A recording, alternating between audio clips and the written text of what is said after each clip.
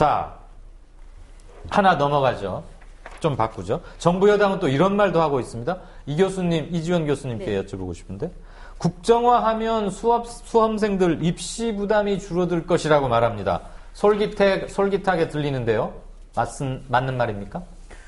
그것은 교과서 하나만을 본다라고 할 경우에 네. 그러니까 역사 공부라고 하는 게 수학도 우리가 공식을 외우고 응용 문제를 풀지 않습니까? 네. 근데 역사도 기본적으로 사실에 대한 거를 팩트를 이해하고 그걸 통해서 역사적 사고를 하기 위한 게 역사의 본령이지 않습니까? 예. 그러려면 이것저것을 봐야 되고 그 역사 공부의 본령인데 예. 한 권을 보면은 오히려 하나의 모습, 하나의 서술 속에서 그것이 갖춰진다라는 한계가 있는 것 하나. 두 번째, 시험이라고 하는 거는 변별력을 보기 위한 거지 않습니까? 근데 다양한 교과서가 있으면 어떤 의미를 추적하면서 역사 해석에 대해 역사적 사고력을 기르는 쪽 문제를 낼 수가 있지만 하나로 할 경우에는 변별력을 기르기 위해서 지엽적인 거. 심지어는 그야말로 문제를 위한 문제. 그러니까 이거는 공부를 하는 게 아니라 골탕 먹이는 문제가 나올 상황이 더 많다는 거고. 암기 위주의. 예, 그래서 예전에 그래서 국정화 이전 시절에 가장 나빴던 게 역사에 대한 흥미를 잃게 됐던 것이 역사는 외우는 거다. 그리고 점수도 그때 이제 유신 때 많이 줬습니다. 저기 대학 입시에서. 예. 그래서 그러다 보니까 암기를 해가지고 점수를 올린다라고 하지만 결국 그렇게 해서 배운 역사가 이게 역사를 배운 거에 사실이 아니었구나라는 거에 대학에 들어와서 학생들이 되려 혼돈을 겪기도 했고요. 이랬었죠. 역사는 외우는 거 아닙니까? 외우는 것은 기본이겠죠. 근데 예. 뭘 외우느냐 하는 거는 역사의 어떤 틀 속에서 그 역사를 구성해내는 틀 속에서 사실이 선정돼. 그래서 한자로 쓸 때는 사실 일사자 사자하고 역사의 사자하고가 다른 거죠. 예. 그래서 사실을 가지고 사실이냐 아니냐라고 하면 그건 맨날 법정에서 싸우는 사실 그런 문제고. historical fact와. 예, 네. 예. 그냥 그래서 그런 것에 대한 것을 생각을 하는 게 역사가 우리 인간들에게 주는 가장 큰 역사의 그 묘미이고 교훈이었는데 제가 국정교과서 세대라 이렇게 한심한 질문을 드렸습니다. 저는 외우는 걸로 알고 있었거든요. 뉴라이트 학자분들이 일관되게 주장해서 지금 교육과정 편성에서 반영된 게 네. 근현대사의 비중을 10% 가까이 줄여버렸어요. 네네네.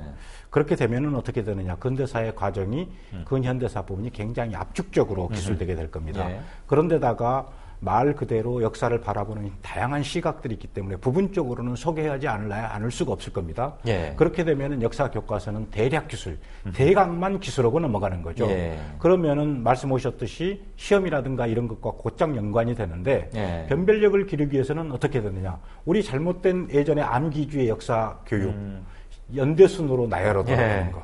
이런 문제들이 아마 출제가 될 거고, 그 다음에 또 하나의 심각한 문제는 지금 8종의 교과서를 만드는 출판사들이 있습니다. 예. 수년간 연구하고 투자해왔던 출판사들이죠. 장관은 이 국정제가 영원히 가는 것은 아니다라고 이야기하고 있습니다. 그런 점에서 보면은 계속해서 연구하고 그 다음에 교과서에 대한 이걸 놓지를 않아야 됩니다. 그러면 어떻게 되느냐? 이 8개 출판사 거의 공이 저는 역사 교과서에 대한 참고서를 그대로 내놓으리라고 봅니다.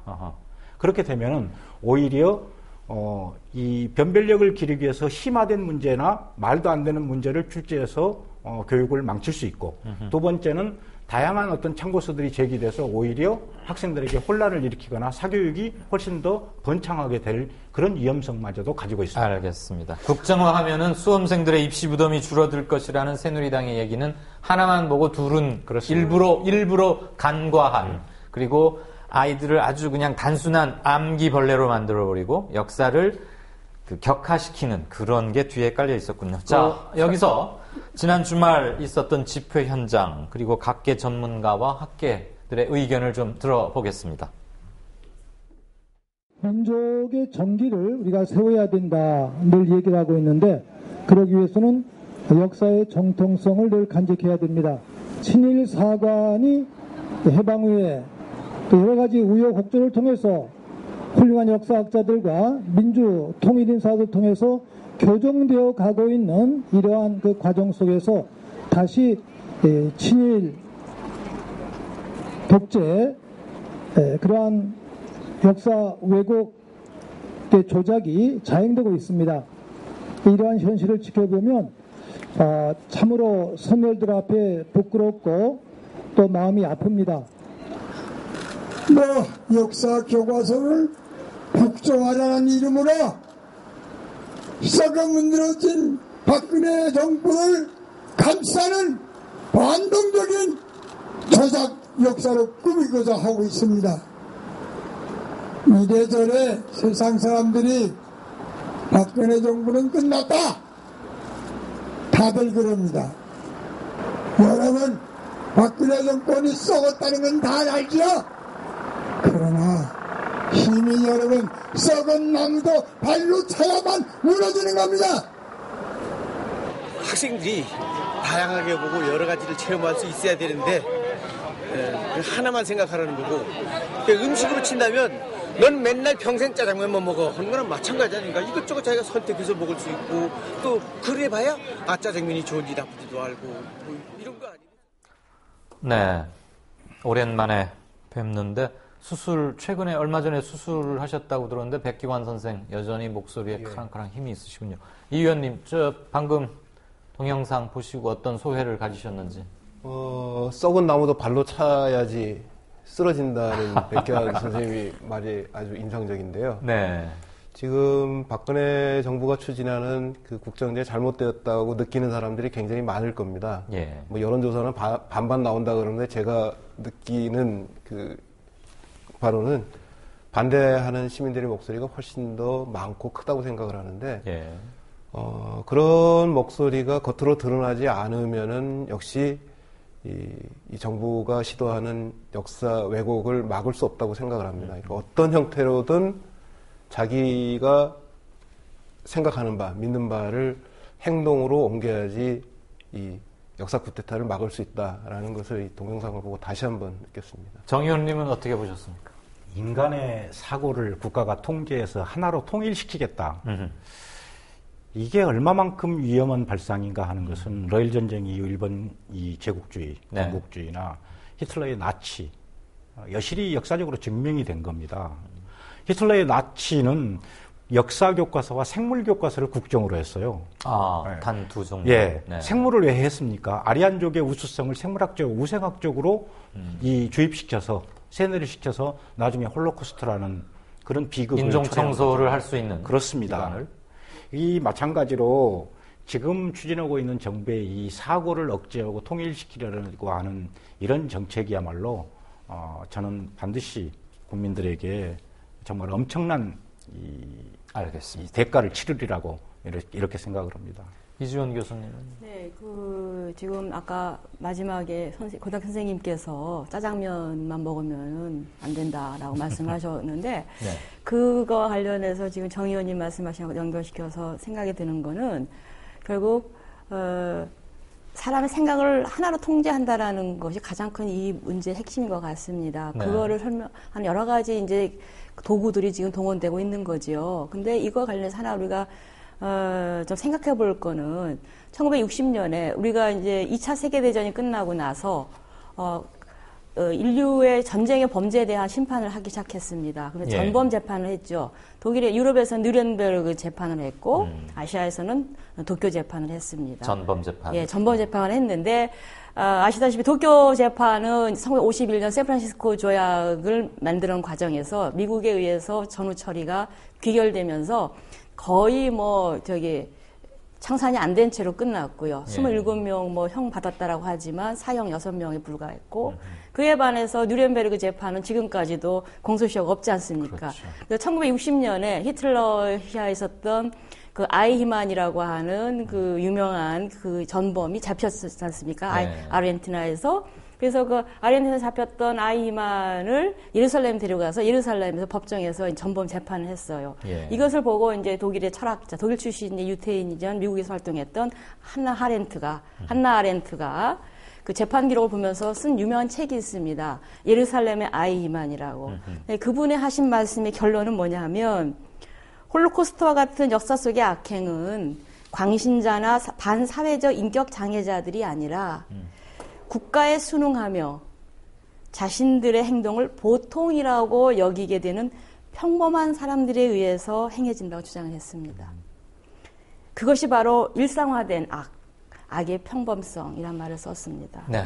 그래서 이것은 바로 말하는 어떠한 그 히틀러의 명령에 어떤 정해진 국가의 사상 통제 속에서 말하기에 무능함, 생각에 무능함, 판단에 무능함 이런 것들이 결국은 우리 사회를 악하게 만든다라고 하는 그런 점에서 저희가 가장 가슴 아파하면서 이 상태를 보고 있는 거지. 네. 뭐 정부 역사학 입장, 역사학자들이 반대 서명한 것도 단순하게 뭐 정부의 이것이 아니라 예, 이런 큰 다른 차원의 대단히 좀 안타까운 마음에서 얘기를 하게 되는 것이죠, 지금. 모골이 성연해지네요. 순응한 자가 악의 근원이 된다라는 말.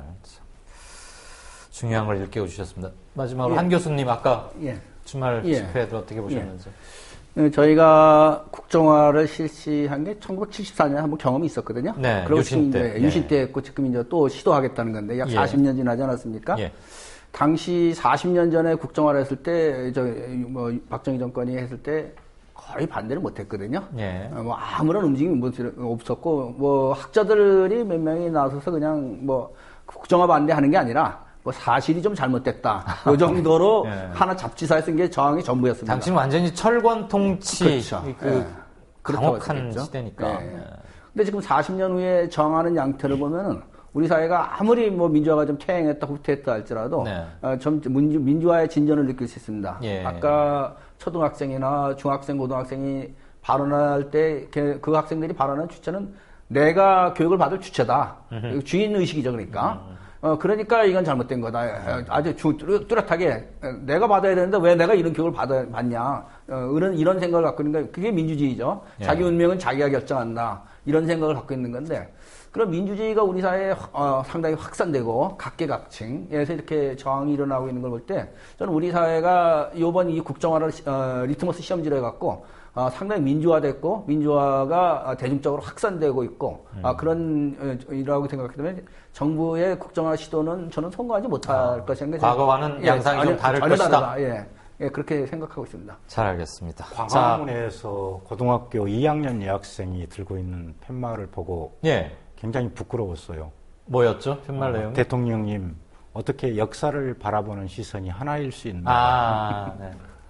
고등학교 2학년 학생이 들고 있었던 팻말인데요. SNS에서 많이 봤어요. 정말 그 팻말을 보고 많이 부끄러웠습니다. 저는 아까 초등학교 6학년 그 친구를 보고 혹시 또 반대 측에서는 아니 어떻게 가르쳤길래 아이가 벌써 저러나라고 막 이렇게 역선전을 하진 않을까 그런 생각했습니다. 저희가 지금 이제 토론 시작한 지 1시간쯤 됐는데 중반쯤 지나가는데 이제는 그동안 그 우려를 무참히 짓밟으면서 강행된 국정화 그다음에 그거의 문제점을 얘기해봤고 앞으로는 이제 발행 그리고 발행 이후의 대응책 어떻게 해 나가야 할 것인가 분노와 뭐 결기 이런 것만으로는 되지 않는 것을 우리는 최근 몇 년 동안 절실히 느끼고 있기 때문에 그쪽으로 좀 얘기를 모아보고 싶습니다. 우선 정진우 의원께 여쭙겠는데요. 교과서 국정화 문제는 장관 고시사항이기 때문에 국회의 승인을 얻어야 하거나 뭐 이럴 수 있는 아예 법적 근거가 아예 없지 않습니까? 그렇습니다. 자, 그래서 국정화 발표되고 나니까 야당은 물론 정의당, 뭐 제1야당 뭐 황우여 장관 해임안 정도, 그다음에 예산이나 민생법안 연계 늘 보아왔던 거란 말이에요. 물론 야당의 어쩔 수 없는 한계를 알긴 압니다만 한편으로 국민들은 좀 답답해하기도 있습니다. 이런 거밖엔 없습니까? 이 국정감사 마지막 날 이 교육문화체육관광위원회 국정감사장에서 세게 부딪혀서 결국은 국정감사 마지막 날 파행으로 끝났습니다. 원인이 그렇습니다. 교육부에서 새누리당 의원들에게만 대비 딱지를 붙여서 고교 역사 교과서 분석 자료를 제공을 했습니다. 원래 상임위원한테는 무차별적으로 동등하게 제공돼야 되잖아요. 그렇습니다. 그런데 그걸 당정협의회 자료라고 이제 나중에 거짓말을 하는데요. 그건 나중에 말을 붙인 말이고. 들통이 났고. 그래서 지금까지도 내놓지 않고 있습니다. 그리고 갖가지 오늘도 또 이제 이 상임위를 열었는데 몇 가지 자료들에 대해서 또 새누리당한테만 제공한 게 또 드러났어요. 그런 과정을 통해서 도대체 교육부가 국회하고도 논의하지 않고 아까 말씀드렸듯이 여론조사 한번 하지 않고 청문회나 이 토론회 한번 올해 제대로 한 것 없이 이렇게 추진하는 것 그리고 공론을 이런 형태로 분열시키는 것은 옳지 못하다 해서 야당에서 이 역사교과서와 관련된 청문회를 지금 오늘 주장을 했어요. 그래서 이 청문회가 제대로 이루어지기 전까지는 교육과 관련된 예산 심의를 할 수가 없다라고 해서 예산 상정 자체를 거부를 했습니다. 그래서 계속해서 이 국정교과서에 대한 문제점들을 지적해 나가고 할 겁니다. 그런데 말씀하셨듯이 이건 입법상이라기보다는 장관도 아닌 차관 전결로 이루어지는 그렇죠. 행정예고예요. 그래서 20일 동안의 예고 기간 동안에 이제 다양한 의견들을 듣겠다라고 하는데 일단은 국민들에게 왜 이렇게 거짓말을 하면서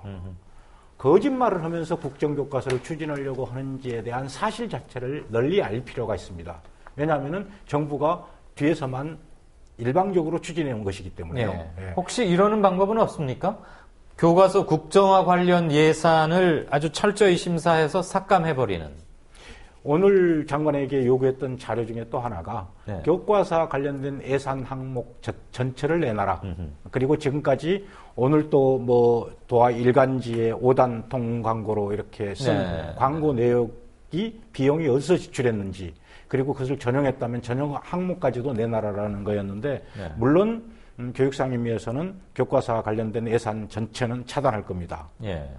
그런데 문제는 국회에서 이 돈으로 이렇게 막는 것뿐만이 아니라 내용 전체를 국민들께 소상히 좀 알리는 게 우선적으로 필요하다는 것이고 여지껏 많이 알렸는데 계속 또 알리는 아직도 계속해서 거짓말로 이렇게 하고 있기 때문에요. 알겠습니다. 그 다음에 이제 좀 더 구체적으로 제시할 필요가 있다고 생각해요. 이제 아까 수출 이야기 수출이냐 수탈이냐. 그것뿐만이 아닙니다. 국정교과서가 제가 몇 개만 하면요. 몇 개만 좀 압축해서. 독도의 영유권 분쟁은 일어나지 않았다. 100년 동안. 일어나지 않았습니까? 그 다음에 93쪽 교과서 보면요. 일제의병 대토벌 이렇게 나옵니다. 우리 카메라가 조금 더 잡아볼 수 있을까요? 의병을 대토벌했다고 하는 주체는 누구겠습니까? 일본의 관점에서 역사교과서를 서술한 온 거죠. 학살이 아니고 토벌했다. 그렇습니다. 그 다음에 을사조약을 성공적으로 마무리한 이토 히로부미. 이토 히로부미가 일사조약을 성공적으로 마무리했다고 하는 것은 일본의 시각에서 기술한 거죠. 그 다음에 아까 말씀하셨던 쌀을 수출하는 항구. 이런 교과서가 국정교과서 중등, 그러니까 고등학교 한국사 교과서의 내용이 될 수밖에 없을 것이다. 알겠습니다. 이 의원님께 하나 여쭙겠습니다. 이게 한번 행정조직이라는 게 발동이 돼서 시작하고 굴러가면은 기정사실화되는 측면이 있지 않습니까? 20일의 행정예고기간인데 이거야 뭐 금방 지나갈 것이고 원천적으로 무효화시키는 방법은 없습니까?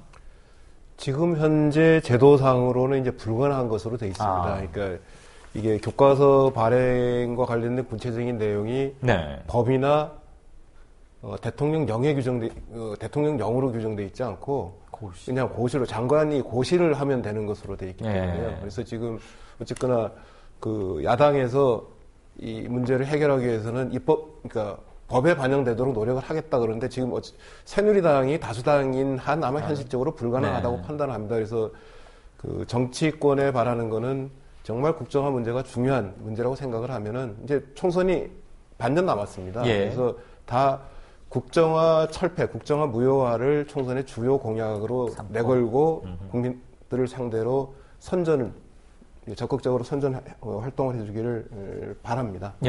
알겠습니다. 이 질문은 네트워크 상임대표 맡고 계시는 한 교수님께 여쭙겠습니다. 이 교과서 국정화가 근데 예견은 되어 왔었던 거 아닙니까?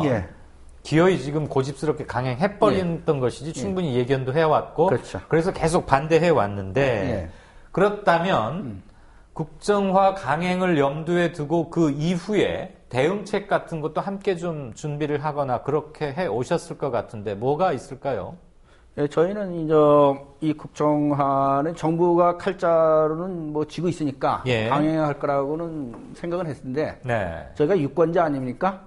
그 칼자루를 진 사람의 목덜미는 저희가 쥐고 있다. 이렇게 저희는 생각하고 있습니다. 그래서 이게 결국은 기본적으로 지금 여론으로 나가면서 지금 저희가 이제 학자들이 여러 가지 의견 표명한 거는 제가 생각하기에는 이제 이게 잘못됐다는 정당성을 확보하는 데는 큰 도움이 된 것 같습니다. 예. 잘못됐다는 것에 대해서 학자들이 2,000명이나 나서갖고 이것이 대중적인 지금 좀 확산되고 있는 거죠. 네. 아마 정부가 그게 제일 두려워하는 것이 그것이 아닌가 생각이 들어갖고 저희는 이 의혹을 갖고 이제 내년 총선에까지 연결시키는 기본적으로 그런 투쟁을 할 거라고 생각이 들고 지금 여론조사도 보면 서울 지역에는 뭐 다른 지역은 잘 모르겠지만 예. 국정화 반대가 더 많다고 그래요. 예. 근데 되게 총선에서 서울 지역은 대부분 박빙이거든요. 예. 1,000표, 2,000표 차이로 왔다 그렇죠. 갔다 하거든요. 네, 네. 그러니까 서울 지역의 새누리당 국회의원들이 아주 부글부글 끓면서 두려워하고 있다고 하는데 그 부분을 집중적으로 파고들어갖고 이번 기회에 민주주의의 싸움으로 확산, 네. 교과서 발행 제도에서 더 확대시켜갖고 우리 사회 민주주의 싸움으로 확산시킬 수 있는 계기가 된다고 저는 그렇게 생각합니다. 두 분의 견해가 총선으로까지 이끌고 가는 동력으로 삼아야 한다. 예. 그리고 정치적인 문제로 타결해야 한다. 예. 입법화시키는 으로써 교과서 문제는 지금 장차관 고시사항 정도가 아니고 국회의 동의가 필요한 쪽으로 격상시켜 놔야겠다. 이렇게 정리를 할 수 있을 것 같습니다. 그래서 저희가 앞으로 총선하면 되게 이제 정책 질의를 하지 않습니까? 예. 거기서 저희가 요구할 게 교과서 국정화는 절대 하지 않는다는 걸 아예 네. 법으로 만들어갖고 국정화 자체가 불가능하게끔 네. 그런 거를 찬성하는 사람을 우리가 이제 적극적으로 지지하는 그런 식으로 갈 겁니다. 지금은 법령상 교과서는 국정 또는 검인정으로 발행한다로 되어 있습니다. 네, 그래서 그렇죠. 국정이라는 조항을 아예 없앨 필요가 있다고 생각을 하고요. 그 그런 입법, 자체. 그런 입법 조치가 그런 입법을 하는 거죠. 입법 조치가 필요하다는 거죠. 자유발행제로 한다. 검정 또는 자유발행제로 한다로 그야말로 전환을 이뤄야 되는 때라고 생각을 합니다. 결국은 정치 권력의 획득 문제입니다. 네. 그 네 분께서 평소 주장하시는 바나 칼럼이나 글 그리고 논문 같은 데서 유사성을 발견할 수는 있습니다만 토론이 너무 밋밋한 게 아닌가 싶어요. 그래서 제가 이 교수님께 일각에서는 말이에요. 이렇게 모두 다 집필 거부만 할 일이 아니고 다 그냥 양심을 지킨다고 집필을 거부해버리면 쓰겠다고 나설 사람은 빤하니까 안 그래도 우려되는 국정교과서 더 망가지지 않겠느냐. 그러지 말고 열심히 참여해서 다양성을 최대한 지켜내는, 확보해내는, 그러니까 뭐라고 해야 됩니까? 원내 투쟁 전략입니까? 그런 주문을 하는 분들도 있습니다. 어떤 견해십니까? 근데 이 국정화가 되면 발행이 이제 그 교육부가 되지 않습니까? 예. 정부가 되는데 의뢰가 안 올 거죠. 아니, 의뢰 올 수도 있겠죠. 아니죠. 왜냐하면,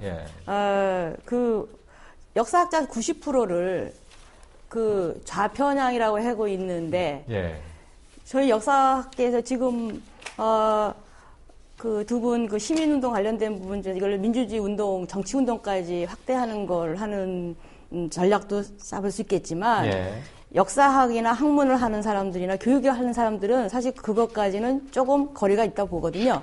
그럴 때 가장 실무적으로 쉽게 말하면 전문가 집단 아닙니까? 오랜 세월 시간과 노력을 들여서 전문가로서 해온 사람들이 한꺼번에 90%가 이제 어떤 이념의 칼로 이렇게 매도당하는 상황. 그리고 그런 상태에서 그들에 의해서 교과서 쓰게 하겠다라고 하는 것은 있을 수 없는, 이거는 한쪽을 거부해야 되는 거죠. 한쪽 부정해야 되는 거죠. 역사학의 90%가 좌편향이다라는 말을 거부하시든지.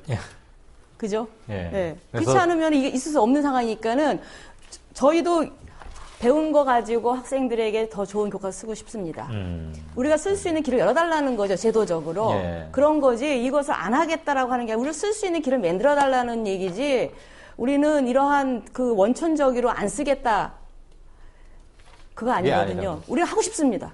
김무성 대표는 90%가, 국사학자의 90%가 좌편향, 이런데, 우리 이 교수님은 그럼 좌편향된 분이십니까? 그러니까 원래 좌와 우의 이념은 상대적인 거죠.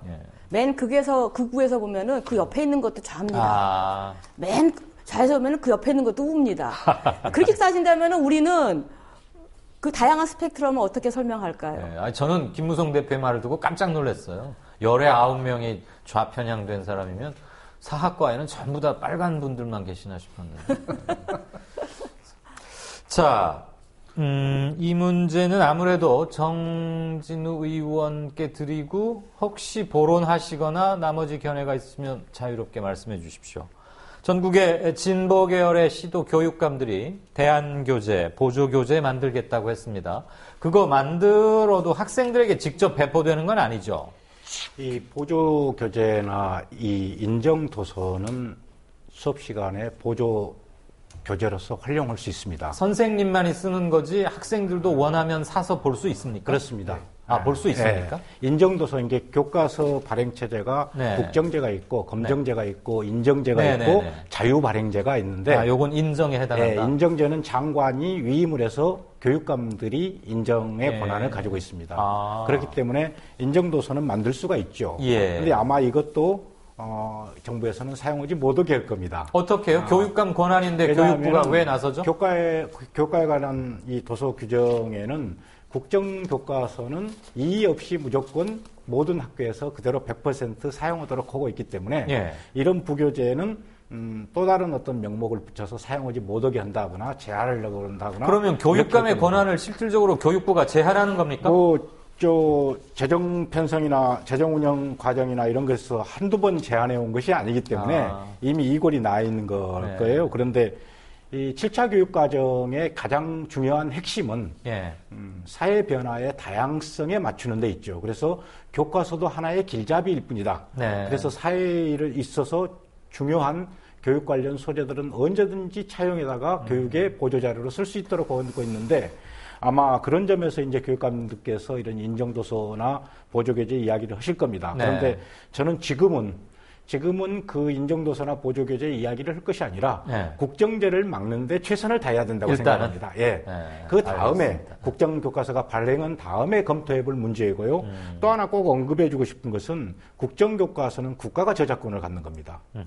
아까도 말씀드렸듯이 그래서 외국에 대한 다시 말해서 우리가 중국이나 우리 역사를 기술하는 가운데서 중국과 관련된 거나 일본과 관련된 내용을 우리의 역사 속에 기술했을 때 외교 문제가 발생할 수 있습니다. 그랬을 때 외교적으로 해당 나라에서 이 부분에 대한 시정을 요구하면은 국가가 시정의 역사적 타당성보다는 외교 간의 마찰을 피하기 위해서 시정의 필요성이 있을 때는 자기 자신들이 곧 이 저작권을 가지고 있기 때문에 언제든지 변경할 수 있는 위험성을 가지고 있는 겁니다. 알겠습니다. 그래서 국정제가 잘못된 제도라는 거죠. 그리고 정치적 필요에 따라서 늘 기술이 바뀔 수 있고 승자의 시각으로 기술이 또 변경될 수 있는 가능성을 늘 갖고 있다. 자기 편에서 미흡하다고 수정을 계속해서 요구하면은 그것을 근거로 해서 수정할 수 있는 게 얼마든지 역사의 자의적 해석의 문이 항상 열려 있는 것으로. 그렇습니다.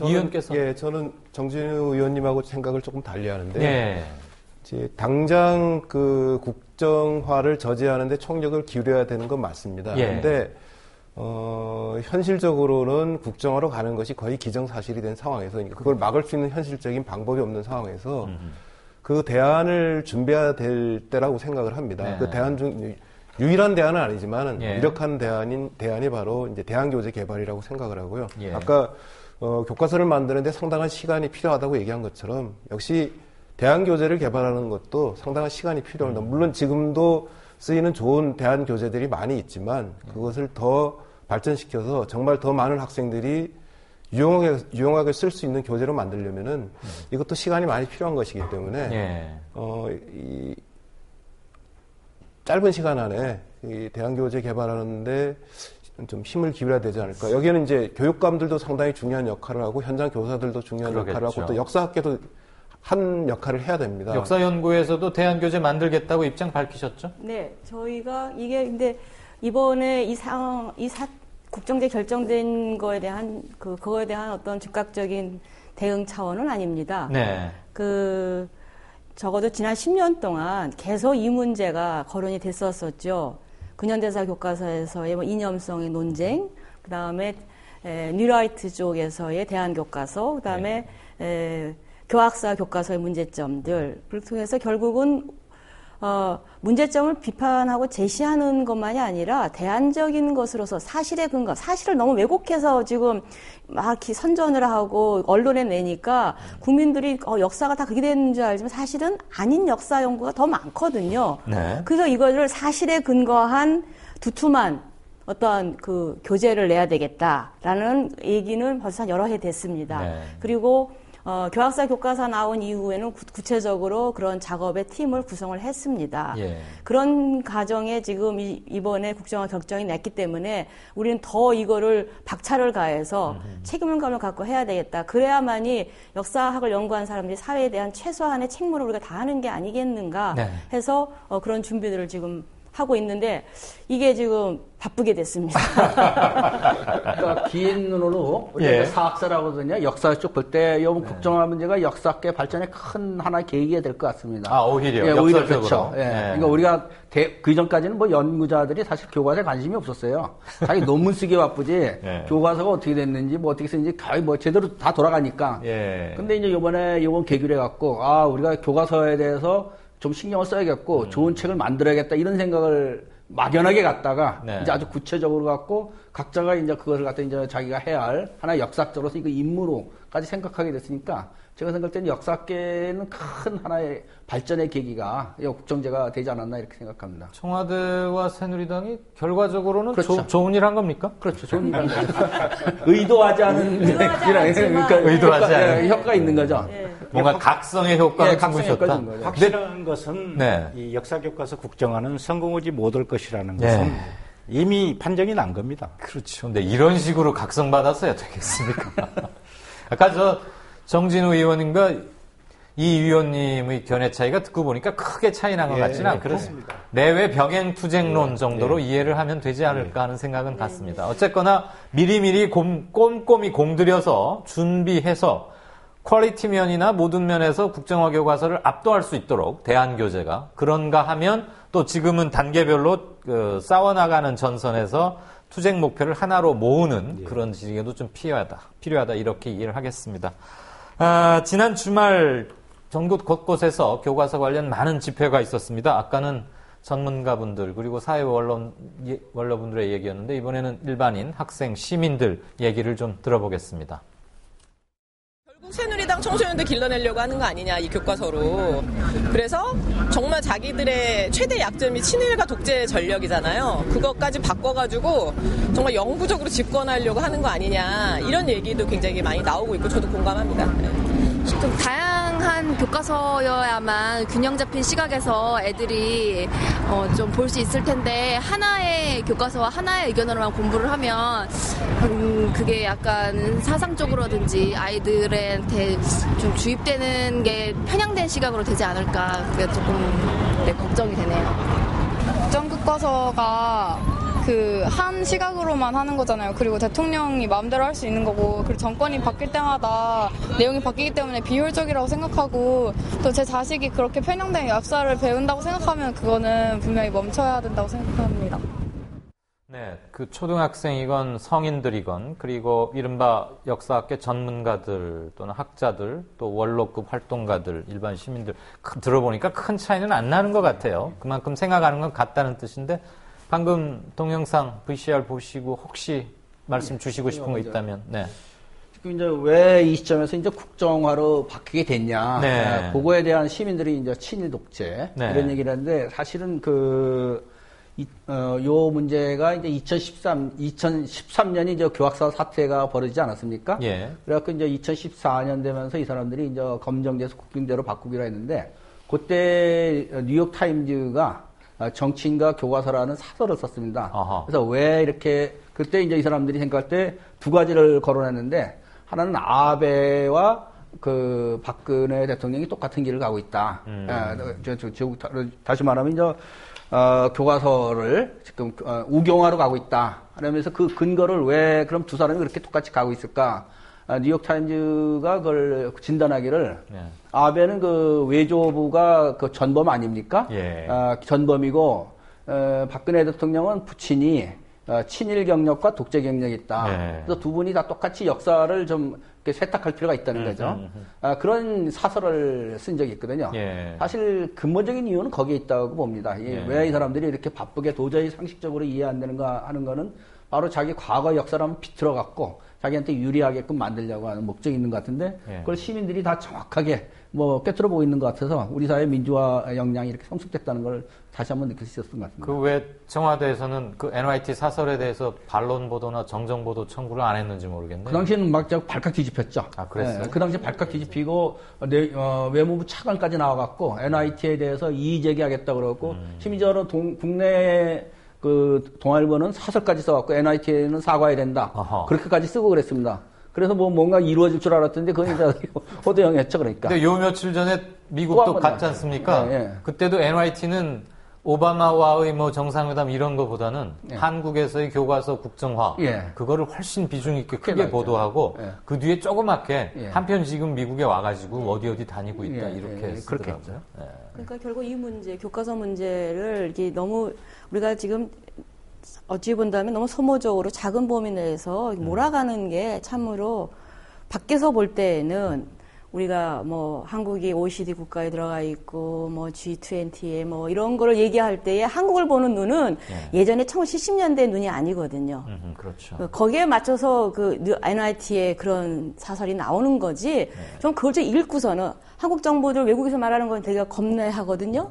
한국 국민들이 얘기하는 것에 대해서는 대충 이렇게 들어도 외국에서 발언한 것에 대해서 그렇게 한다면 제발 그러한 걸 제대로 보는 좀 생각을 좀 가졌으면은 뭐 거기에 그것에라도 힘을 좀 어떻게 우리가 좀 의지해서라도 한국 정부가 좀 겁을 냈으면 좋겠다 생각이 듭니다. 이 문제는 정 의원님과 이 의원님 두 분께 좀 드리고 싶습니다.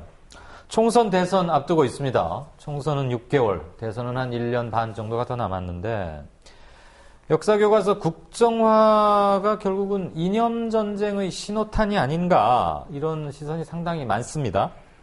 근데 정부 여당은 과연 이 이념전쟁에 복무하고 싶어서 자발적으로 참여하는 건지 청와대가 워낙 세게 밀어붙이니까 그냥 눈치는 봐야겠고 그래서 그냥 별 생각 없이 따라가는 건지 참 궁금하고요. 우선 두 가지를. 오늘 고시의 당사자였던 교육부 차관 김재춘 차관이 경질이 됐어요. 옛날에 썼던 논문 때문일까 혹시? 그런데 저도 이유를 한번 알아보고 싶습니다. 이 양반이 영남대 교수 시절에 쓴 논문에 의하면은 교과서 국정제는 독재국가나 후진국에서 선택하는 교과서 발행 제도다라고 분명히 명시를 했거든요. 그런 점 때문에 그런 건지 어쩐지는 모르겠습니다만은 하여튼 지금 정부 여당이 이게 이념으로 몰아가려고 하지만은 저는 우리 국민들은 현명한 국민들은 이걸 이념의 문제로 바라보지 않고 상식과 비상식의 문제, 민주와 반민주의 문제로 이렇게 바라보고 있다고 여기고 있습니다. 민주화 또는 전체주의의 문제. 그렇습니다. 그래서 이 정부 여당이 갖고 있는 주특기 딱 이야기하라고 하면 색깔론입니다. 언제 어느 때든지 무차별적으로 공세를 퍼부을 수 있는 전가의 보도. 전가의 보도처럼 정말 이 농담 삼아서 조자량에 헝칼 쓰듯이 이념 논쟁 불러일으킨다, 색깔론 뒤집어 씌운다 그러는데 처음에 갖고 나온 게 이 국정교과서 문제를 들고 나올 때 색깔론이었거든요. 이게 제가 재미있는 자료가 또 하나 있습니다. 이게 2013년 교학사 교과서 파동 때 나왔던 조선일보의 제목입니다. 고교 한국사 교과서 8종 필진의 61%가 진보 성향 교사 교수다. 그랬는데 2015년 10월 8일자 기사 제목입니다. 국사교과서 현대사 필진 36명 중 31명이 좌파 성향. 조금 올해 한 번만 좀 더 이게 들어봐 주시겠어요? 숫자만 업그레이드 시킨 겁니다. 기사 내용도 거의 동일합니다. 제목도 똑같네요. 제목도 그렇습니다. 조선일보죠? 조선일보입니다. 이걸 가지고 지금 정부에서 계속 처음부터 이야기를 했었거든요. 그리고 조선일보가 받았었고요.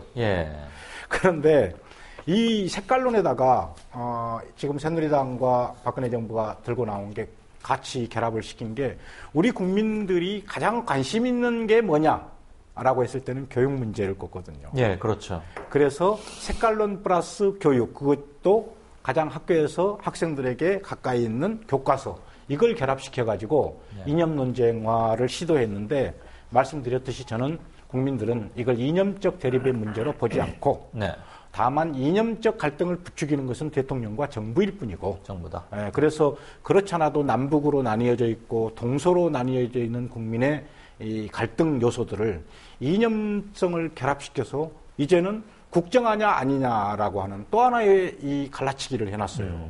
저는 이것은 정말 우리 국민들이 현명하게 판단하실 것이라고 생각합니다. 네. 지금 오직 우리 이 대한민국에 중요한 일들이 많이 있습니까? 그런데 이 금요일 날, 지난 금요일 날이죠. 네. 엊그제입니다. 국무총리께서 국회 대정부질문에 답변하시면서 국정교과서는 정부가 저작권을 갖는 교과서 아니냐 그랬더니 저는 한교안 국무총리가 이렇게 국회에 출석해서 법무부 장관 시절부터 목소리를 높이면서 대꾸했던 적을 본 적이 없습니다. 그런데 이렇게 이야기해요. 정부가 어떻게 저작권을 갖습니까? 이렇게 대답해요. 그 정도로 저는 국정교과서라는 취지가 무엇인지, 왜 만들려고 하는 것인지 이유 여하를 막론하고 국무총리부터 시작해서 모든 관료들이 일방적인 지시에 따라서 움직이고 있는 증거다. 그것이. 저는 그렇게 바라봅니다. 청와대의 강력한 지시에 의해서, 그리고 청와대는 아까 한상건 교수님 말씀처럼 세탁해야 할 그 무엇, 그게 그렇습니다. 필요한 대통령의 확실한 지시에 의해서 네. 영혼 없이 따라가는 것이다. 그렇습니다. 이준식 위원님께서는 황우여 교육부 장관도 겉으로는 국정화 얘기하면서도 사실은 하기 싫었다는 게 지금 거의 공공연한 비밀이 되어버렸고요. 오늘부터 뭐 말을 슬쩍 하나 빼던데요. 예. 이미 자기는 뭐 자유발행제가 가장 좋은 제도라고 생각한다라고. 요거 뭐 오래 안 갔으면 좋겠다. 오래 안 갔으면 좋겠다. 그러다 공천 받을 수 있겠어요? 이미 공천 포기한 것처럼 보이기도 합니다. 어쨌거나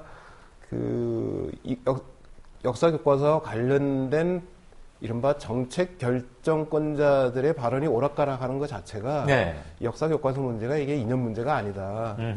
어떤 특정한 정치적 목적 때문에 이념 문제를 끌어들여서 쓴 데 지나지 않는다. 이념으로 포장한 정치적 야욕이다. 그거를 네. 이제 잘 보여주는 게요. 저는 지난 토요일 날 열린 범국민 대회 중학교 3학년 여학생이 들고 나온 손피켓에서 굉장히 깊은 감동을 받았습니다. 뭐였죠? 기억하십니까? 예, 자료 화면이 준비가 안 됐을 거라고 생각하는데 제가 그냥 외운 대로 그냥 네, 말씀하시죠. 두 개를 그 학생이 준비를 해왔는데 중학생, 중학생인데 하나는 저희는 자편향당 역사 교육을 받은 적이 없습니다. 또 하나는 저희도 옳고 그름을 구분할 줄 압니다.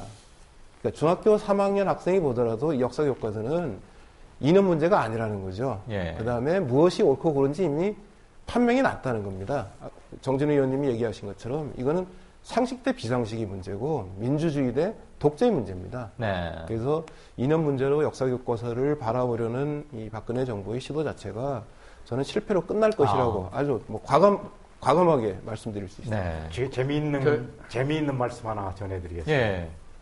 의원들이 항의했을 때 황 총리가 이렇게 말씀을 하셨어요. 의원들을 개인적으로 만나서 역사학자들 만나봐도 이건 아니더라. 그런데 권력을 진 쪽에서 하려고 하는데 어떻게 하느냐. 진 쪽에서? 네. 이게 황 총리께서 의원들을 만났을 때 하셨던 말씀이에요. 그분도 많이 담대해지셨네요. 그런데 어쩔 수 없이 저렇게 역사교과서 국정화를 발표하는 입장에 있는 겁니다. 예. 한 교수님. 예. 지금 뭐 색깔론이 언제까지 계속돼 왔죠. 그렇지만 이제 새누리당이 계속 이겨온 이유는 정치권끼리 서로 싸우기 때문에. 예. 그렇게 하니까 뭐 일종의 EJ처럼. 예, 그렇죠. 국민들이 뭐 그놈이 그놈인데 하면서 이렇게 들었거든요. 근데 이번에는 색깔론을 같이 쓰더라도 양상이 좀 다른 게 학계와 지금 정치계가 지금 대립하고 있는 구도거든요. 예. 그래서 이제 학계 전체를 지금 색깔론으로 몰아가고 있는 거 아닙니까? 예. 근데 학계 전체를 그렇게 색깔론으로 몰아간다는 건 한마디로 말하면 이제 학문과 권력이 싸우고 있는 건데, 네. 그렇죠? 그런 것들 이제 자기네들 논리가 없으니까 학자들은 정치한 논리와 팩트가 있지 않습니까? 자기는 거기에 대해서 대응할 수 없죠.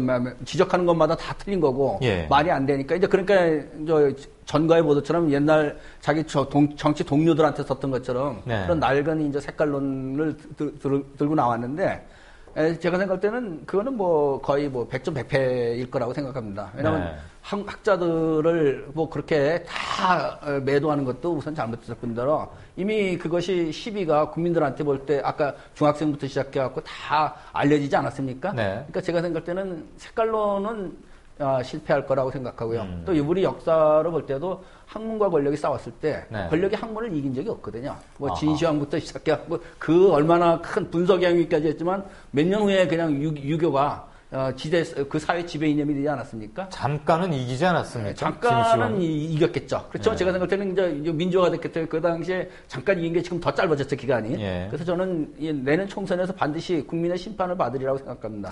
알겠습니다. 네 분 다 지금 이념 전쟁, 이 프레임은 결코 먹히지 못할 것이다 라고 하는데 이구동성의 일치를 보이셨는데 제가 반론을 하나 좀 반론을 펼 사람이 출연을 거부했기 때문에 제가 할 수 없이 이런 악역을 해야 됩니다.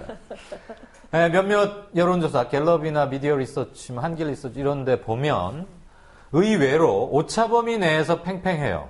교과서 국정화를 두고. 물론 이것은 또 어떤 국면에 어떻게 조사하느냐에 따라서 수치의 변동성은 늘 있습니다만 어느 측이나 보고 싶은 것, 생각하고 싶은 것, 내가 믿고 있는 것만 보려는 경향이 좀 있긴 합니다. 근데 대개 반대가 42에서 46 왔다 갔다 하고 찬성도 43에서 47 왔다 갔다 해요. 통계학에서는 여론조사에서는 그것은 의미 없는 그 두 가지 차이점이 무언가를 얘기하려고 하는 것은 의미 없는 거다. 오차범위 안에 있는 것은 해석을 말아야 한다라는 건데 물론 수도권에서는 지역적 편차를 보이긴 합니다. 역사교과서 국정화에 반대하는 움직임이 이겨야 한다라는 심정적 발언이 강하셔서 이 프레임은 결국 성공하지 못할 것이라고 혹시 보시는 건 아닙니까? 그거는 제가 말씀드리면은 이게 9월 달에 초에 저희가 이제 민주당한테 좀 열심히 좀 이 문제를 갖고 싸우라고 저희가 방문한 적이 있습니다.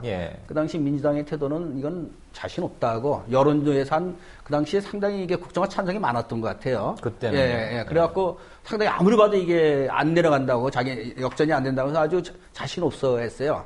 사실 그러고 한 달 동안 싸움이 정치권에서 싸운 건 하나도 거의 없다고 싶다 하지 않겠습니까? 학계나 이런 데서 한 건데. 그렇죠. 지금 이걸 계기로 해갖고 어쨌든 뭐 여론은 어떻게 될지 모르겠지만 어쨌든 뭐 박근혜 대통령 지지율도 지금 하강으로 돌아가고 있고. 그게 주요의가 국정화 아닙니까? 그렇죠. 그런데 제가 생각할 때는 이게 지금 이제 꺾이는 시초지만 이게 낙폭이 시작되면 저는 더 확산되리라고 생각이 됩니다.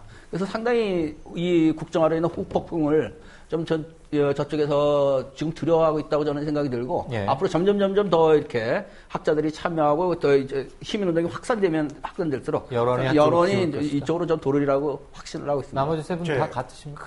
저는 그런 지점은 하나가 분명히 있다고 생각을 합니다. 이 국정교과서 제도는요 국가에서 만드는 것이다 라고 해서 국가라고 하는 기본적 신뢰가 국민들에게는 있는 겁니다. 그런 점에서 일종의 국가가 지니는 일종의 어떤 신뢰가 그런 형태로 나타나는 요인이 굉장히 많이 있다. 저는 그렇게 보고요. 또 하나는 이렇게들 이야기를 합니다. 다니시면서 공개적인 석상이건 아니건 간에 다니면서 전라도에서 배우는 역사와 경상도에서 배우는 역사가 달라서야 되겠느냐. 또 지역 감정까지 이제 섞습니까? 그래서 역사 교과서를 하나로 만들려고 하는 거 아니냐. 이렇게 이야기하는데요. 그래서 제가 그런 이야기를 했어요. 그러면은 세계사는 어떻게 할 겁니까? 세계사는 그럼 유엔의 주도하에 하나의 세계사를 만들어야 된다는 겁니까? 우리 입장에서 봤을 때 세계사는 이런 관점으로 해석할 수도 있는 거고 또 다른 나라의 입장에서 봤을 때 다르게 해석할 수 있는 것과 마찬가지로 역사도 사건이나 현상에 대해서 각기 다른 시선으로 바라볼 수 있는 것이고 그런 것들이 모였을 때 하나의 통솔을 이루는 것이고 그것이 교과서에 기술되는 게 맞지 않겠습니까? 라고 하는 지점이어서 바로 이 두 가지의 어떤 문제들이 왜곡되거나 혹은 지금 정확하게 아직 전달되지 못하고 있는 상태에서 국민 여론이 그런 형태로 나타날 수 있다고 바라보고 있습니다. 알겠습니다. 이준식 민문연 위원님께서는 어떤 견해신지? 그 첫 국정교과서 관련해서 첫 여론조사 결과 나온 게 이제 교육부에서 의뢰해가지고 이제 교육과정 평가원에서 한 여론조사인데요. 그때는 상당히 찬성 여론이 반대 여론보다 높았던 것으로 이제 나왔습니다. 그게 이제 국정화를 밀고 나가는 상당히 유력한 이제 근거로 쓰였는데, 이 여론조사 결과 나중에 이제 문항을 분석한 걸 보면은, 이게 국정교과서라고 질문을 던진 게 아니라 단일교과서라고 질문을 던졌습니다. 말하자면은 그런 이 지문 구성을 통해 가지고 여론을 얼마든지 이제 왜곡할 수 있다는 거죠. 그래서 저는 지금 뭐 그 여론조사 결과 보면은 팽팽하게 나오는데 네. 이게 찬성 여론과 반대 여론의 이제 질은 좀 다르다고 생각을 합니다. 예. 반대는 거의 국정화의 내용을 알고 반대를 하는 거고요. 예. 찬성의 경우는 국정화의 내용은 잘 모르는 상태에서 뭐 단일에 홀렸든지 올바른에 홀렸든지 통합에 홀렸든지 예. 지금 홀려서 이제 찬성하는 사람 그 여론이 상당 부분 반영이 됐다고 보고요. 그래서 네. 전체적으로 보면은 지금 현재 대한민국의 이제 민주주의 발전 수준에 비춰 봤을 때 네. 국정교과서에 대한 문제점을 사람들이 점점 깨달을 것이고 결국은 여론은 아마 국정교과서 반대하는 쪽으로 돌아설 것이라고 생각을 합니다. 알겠습니다. 네. 뭐 이념적 지형에서 항상 기울어져 있긴 하지만 이 교과서 문제는 조금 다르게 네. 결국 정부 여당의 편가르기 시도는 결국은 실패할 것이다. 내분의 전문가께서 이구동성으로 일치하는 것에 큰 방점을 두고자 합니다. 하나만 조금 더 말씀드리겠습니다. 예. 네. 지금 학계가 그 국정화 문제에 대해서 입장을 표명한 게 총 어제까지요. 네. 2,729명이거든요. 네. 그중에 이제 찬성하는 학자가 102명이 나왔어요. 예. 그리고 이제 반대 입장표가 2,627명. 이걸 퍼센트로 따지면은 4%대 96%입니다.